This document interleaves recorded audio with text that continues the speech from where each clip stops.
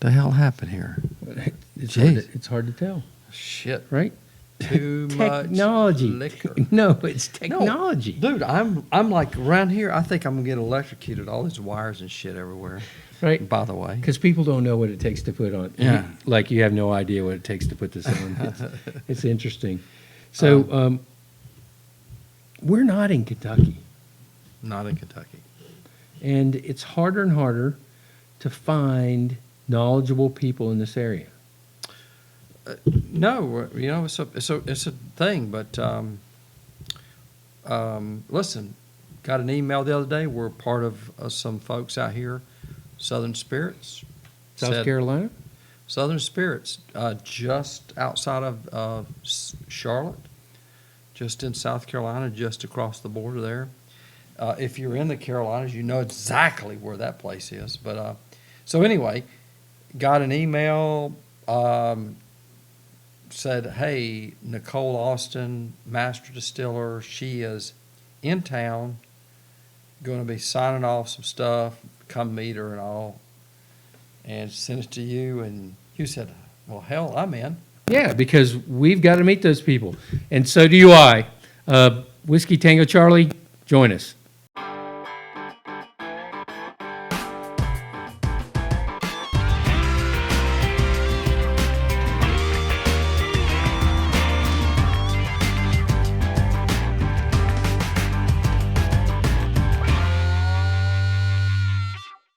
Whiskey Tango Charlie, we're going to talk a little bit about a bottle that we just picked up, and it's a store pick.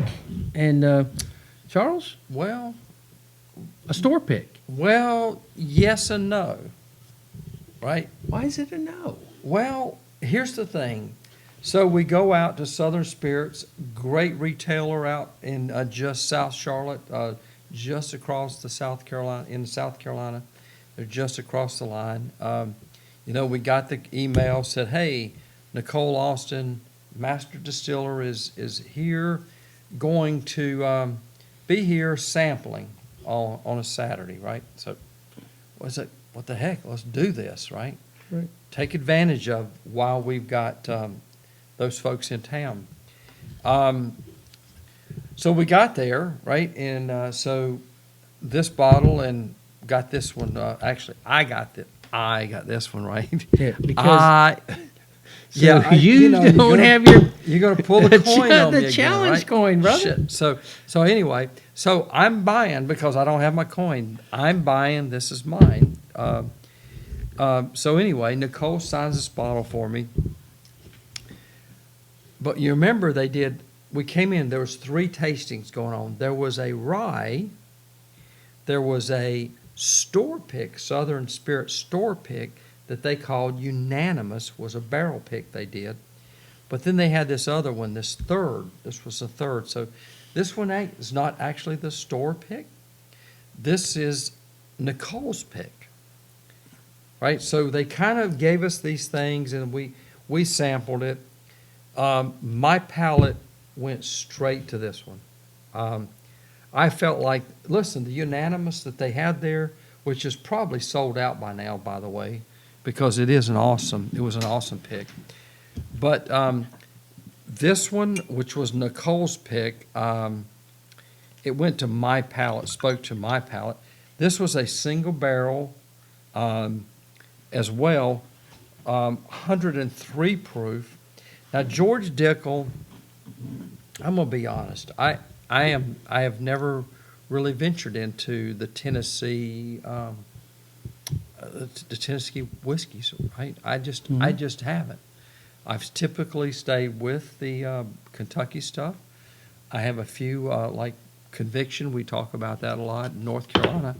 But so George Dickle, but this one right here blew me away. This is a 9-year-old,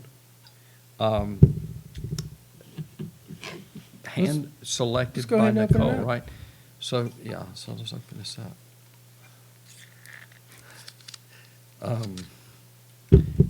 Oh my God, this is another one of those. Wait a minute, I got it. Ladies and gentlemen, this is another one, child-proof cap. Watch Charles. All right, I got it. No, shit.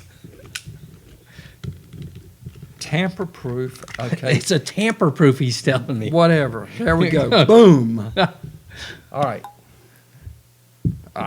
Wow. Do that again. Wow.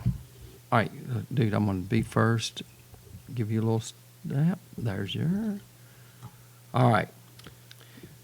So, this one again, 103 proof. This was a Nicole pick, not really the store pick. It was a fine one as well.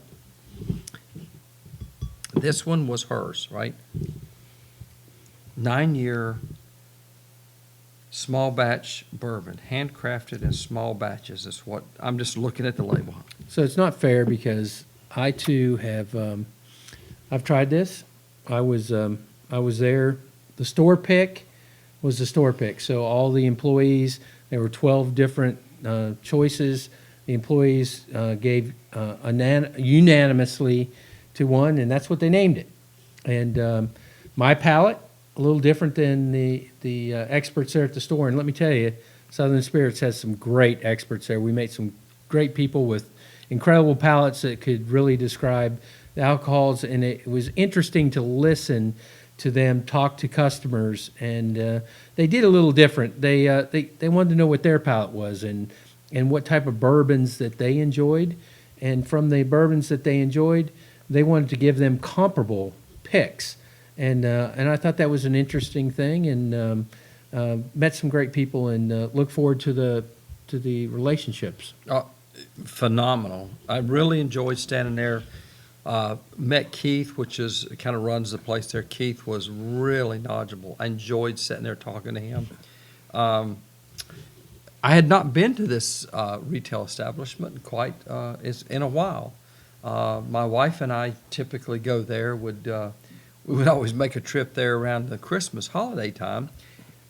They seem to be the only place that have the Evan Williams eggnog. And my wife is not a bourbon person at all, but that eggnog is amazing. But anyway, we got in there, met Nicole, talked to some folks. We talked bourbon. And my palate is really this, right? I have and I don't want to say unique palate. I want to say it's not even a mature palate, but I like what I like. And this answers to me. I'm typically a rye guy. This isn't a rye, but yet it's on the front of the tongue for me, Charles. I'm trying to figure out what. It's really funny. This says 9 years. That says 10 year. This is blowing my mind here. This says Distiller Selected Barrel 10 years. So yeah. So I know about this because Kim and Nicole, Kim was her partner in crime that was there, was explaining to me that it was between a 9 year and a 10 year. They had some 10 years there, and they had some 9 years there. So my partner in crime didn't pick up the 10 year that says 10 year. And that's why it's important to read what?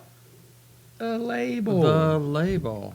And I love it. I mean, Southern Spirits even got their logo in here. They've got the branding on this. So, and it says 9 year right here? 9 year. So Tullahoma, Tennessee, folks. This is right out of Cascade Hollow Distilling Company, home of George Dickle. I got to tell you, I passed Tullahoma. If you will think about this, when you're on your journey to Lexington and the Kentucky, Tullahoma is, I believe, is along the way. I seem to believe that I think that exit is somewhere along the way. So maybe I'm off on this, but this is good stuff. Handcrafted single barrel. I think this would be worth. This one was I want to say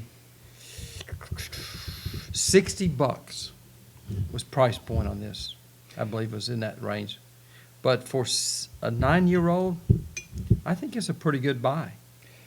So Carol talked about, Kim talked about the difference in the rick house where this was. And it was interesting to have her there to talk about where these particular barrels were in the rick house and what the differences were on the depth of the rick house and how deep they were and how high they were in the rick house, Charles, and how that makes a difference. You want to go deep here, I can tell. Let's You're go dragging deep. it out of me. Let's go. Right, dragging out. So here we go, going deep.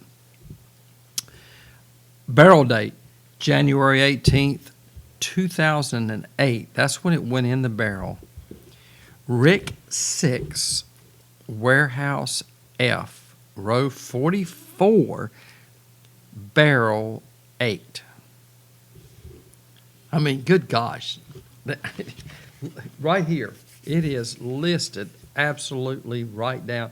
I mean, to the barrel. And it's important because And so out of the barrel, let's go deeper. it's a single barrel, and what makes a single barrel different is temperature, humidity, where it is in the rick house, how it gets and receives cool and hot, the staves that Right. that are made from the oak, and the oak that's aged, and the So- tree that's grown, and the swing that swings from the tree. No, I'm just saying, think about this. Averaging, let's say from a single barrel, right? Let's just say averaging what, 200 bottles? So it was interesting because I asked her that question. And what she said was, I said, is it 200, 212 barrels? And she said, this one's like 193. And I remember the 193. Charles. 193 bottles. 193 bottles. So let's just go with that. 193. I have bottle 173. So there was only 20 bottles of this left after I picked that one up. And I can tell you, that's gone. Because at the rate, listen, in just a little bit we were standing there, it had to be 10 more bottles just, whew. So too bad y'all going to miss out on this one. Right? Well, it was interesting because the staff there, and this kind of staff is throughout the United States. So we happen to be talking to a staff in our backyard. You talk to a staff in your backyard. These people who sell spirits sell it across the United States, and more as bourbon becomes more and more prevalent, and more people are enjoying it. You're not going to get that much of it. So it was interesting how they were talking about they'll get some stuff in the last 4 hours and it's gone off the shelf. And when it's gone, It's ladies and gentlemen, gone. gone. Yeah. Keith shared me the story with a barrel pick or something that they did. I don't remember the exact details, right?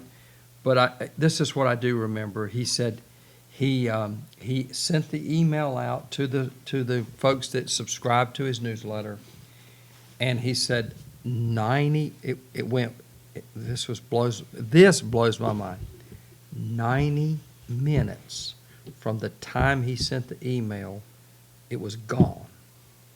Think about that. And when it's gone, an hour it's and a gone. half, because this is the reputation Southern Spirits has built up with Keith and his folks down there.